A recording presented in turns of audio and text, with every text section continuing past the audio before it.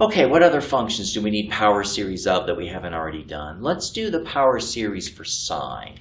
So once again, I'm going to let my f of x be sine of x. So I need the first derivative, the second derivative, the third derivative, the fourth derivative, and then hopefully by then maybe we'll see a pattern. We won't have to keep doing it. Well, the derivative of sine is cosine.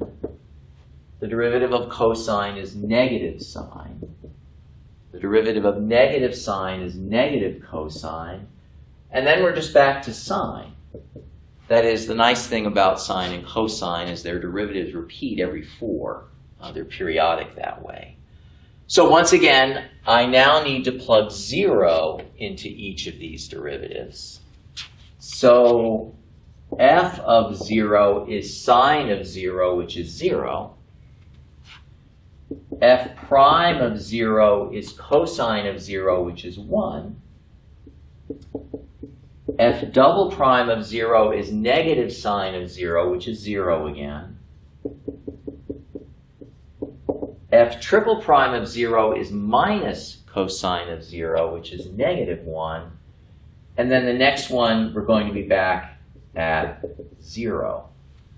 So a lot of the terms of this power series will be 0. Let's write them out just so we keep track of where the zeros are. So sine of x is 0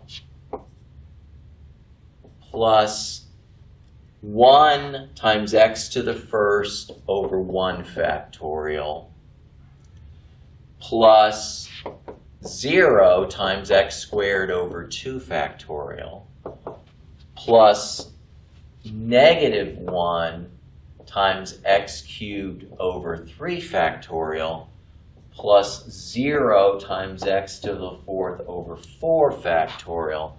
That is, sine of x is x minus x cubed over 3 factorial plus x to the fifth over 5 factorial minus x to the seventh over 7 factorial, and so on. If you do the same thing for cosine, which you should do, you'll get the following power series. Cosine is 1 minus x squared over 2 factorial plus x to the fourth over 4 factorial minus x to the sixth over 6 factorial, and so on. All right, so let me try to convince you that these power series actually represent the functions. So let's do some simple things first.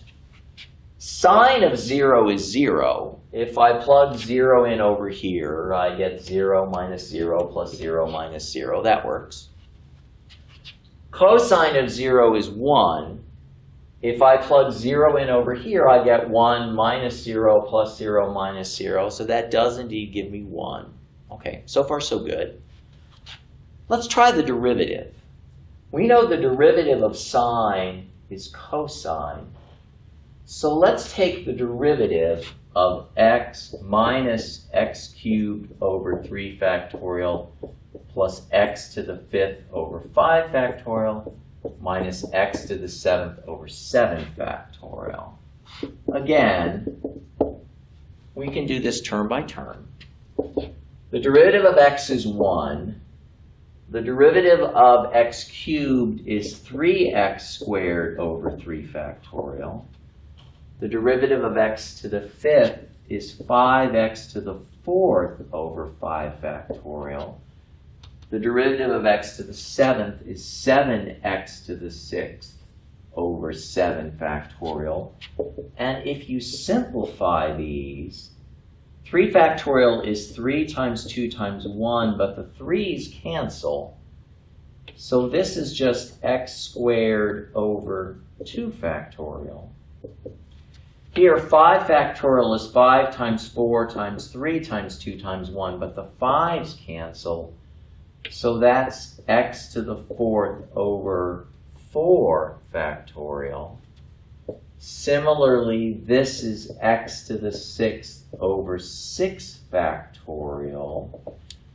Notice the derivative of the power series for sine gave us the power series for cosine.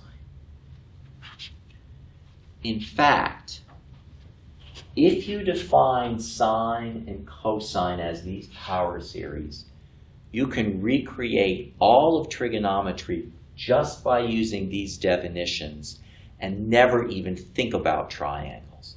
Now, if that doesn't blow your mind, I don't know what will.